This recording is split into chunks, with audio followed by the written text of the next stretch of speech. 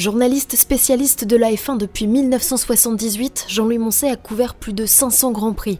Il les a commentés pendant plus de 20 ans sur TF1, chroniqueur Formule 1 pour Sport Auto, puis Auto Plus.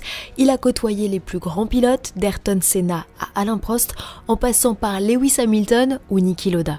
De son passage dans les paddocks, il a retenu histoires et anecdotes que l'on vous propose de revivre aujourd'hui au travers d'une série exclusive de podcasts. Dans ce deuxième épisode, on vous raconte l'histoire des Ferrari blanches et bleues.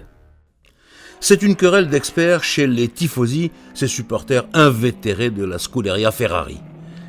Et de mémoire de tifosi, les Ferrari de la Scuderia ont toujours couru sous une carrosserie de couleur rouge, le rouge italien.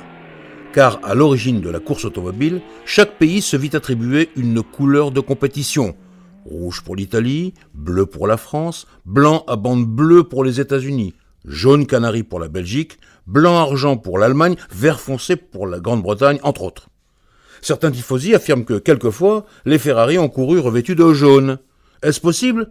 C'est possible, car le jaune est aussi la couleur de la ville de Modène, où est née la Scuderia, chez un notaire pour l'acte de naissance le 1er décembre 1929. De plus, certaines Ferrari officielles ont été prêtées, entre guillemets, à l'écurie nationale belge, et donc elles aussi disputaient des compétitions sous une livrée jaune. Mais voilà que dans cette querelle d'experts, un troisième groupe de tifosi affirme que les couleurs des Ferrari en compétition étaient également le blanc à parement bleu. Comment ? La couleur des États-Unis ? Impossible ! Et pourtant c'est vrai.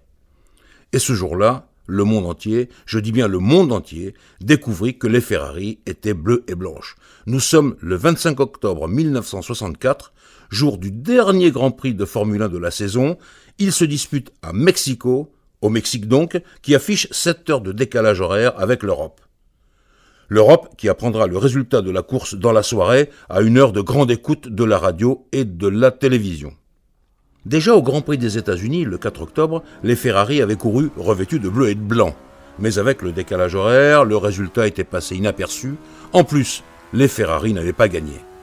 Mais cette fois, c'est différent. Le Grand Prix du Mexique doit en effet décider du titre de champion du monde des constructeurs de Formule 1 et surtout du titre de champion du monde des pilotes. Côté constructeur, 3 écuries sont très proches, Ferrari, BRM et Lotus. Et côté pilote, c'est un sommet qui réunit Graham Hill, John Surtees et Jim Clark, des noms inscrits au panthéon de la course automobile. Au bout de plus de 2 heures de course, le résultat tombe, et en Italie, c'est une explosion de joie. Non seulement John Surtees devient champion du monde, mais Ferrari emporte le titre des constructeurs. Un doublé historique après lequel la Scuderia courait depuis 3 ans. On se précipite alors vers les transistors et les postes de télévision, et là, stupéfaction générale, la Ferrari type 158 de John Surtees est décrite ou apparaît sur les images dans une livrée inédite. Tout le bas de la voiture est bleu, tout le haut est blanc, et sur le capot avant, blanc lui aussi, le numéro de Surtees, le numéro 7, est inscrit en blanc dans un cercle bleu. Il faut alors imaginer le raz-de-marée de questions, d'interrogations, de colère, de plaintes des tifosi, mais aussi des interpellations de la classe politique italienne. Un champion du monde dans une Ferrari bleue et blanche, pourquoi et comment ? Il faut faire un retour en arrière. Depuis plusieurs mois, Enzo Ferrari veut donner un successeur au modèle qui marque l'histoire de la célèbre maison de Maranello, la Ferrari 250 GTO. Une icône déjà, par sa ligne exceptionnelle et par ses performances qui lui permettent de briller constamment dans la catégorie des grands tourismes, et qui est dédiée non pas à la Scuderia, mais aux clients de Maranello. La GTO exerce dès son apparition en 1962 un incroyable pouvoir d'attraction. Pour faire une nouvelle GTO, Gran Turismo Omologato comme on dit en italien, il faut donc imaginer un projet exceptionnel. Et ce sera la 250 LM, dérivée d'un sport prototype de compétition, la 250P. La 250 LM change totalement la philosophie d'une GT classique, notamment avec son moteur 12 cylindres installé en position centrale arrière. Au Salon de Paris 1963, la 250 LM fait un tabac, elle est l'une des stars du salon. Enzo Ferrari veut comme toujours briller devant ses clients et il y parvient. Mais sa proposition recèle une arrière-pensée tout à fait mercantile.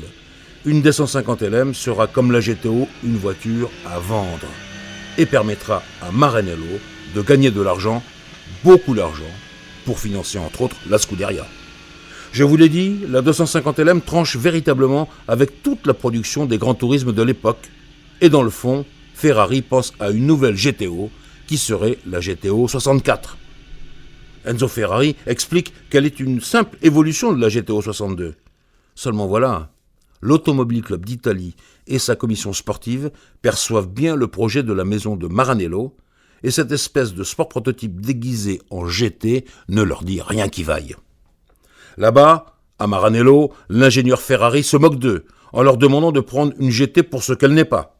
Les lettres, les télégrammes, les téléphones, les télex, les appels combinatoires, rien n'y fait. Et la 250 LM n'est pas homologuée. La Fédération internationale de l'automobile et sa commission sportive ne peuvent que suivre les recommandations de l'Automobile Club d'Italie. À Maranello, les couleurs du vieux, il vecchio comme on l'appelle avec respect, sont très célèbres. Elles font trembler les murs. Mais ça, c'est pour la galerie. Parce que, fin politique, Enzo Ferrari s'est aussi manœuvré.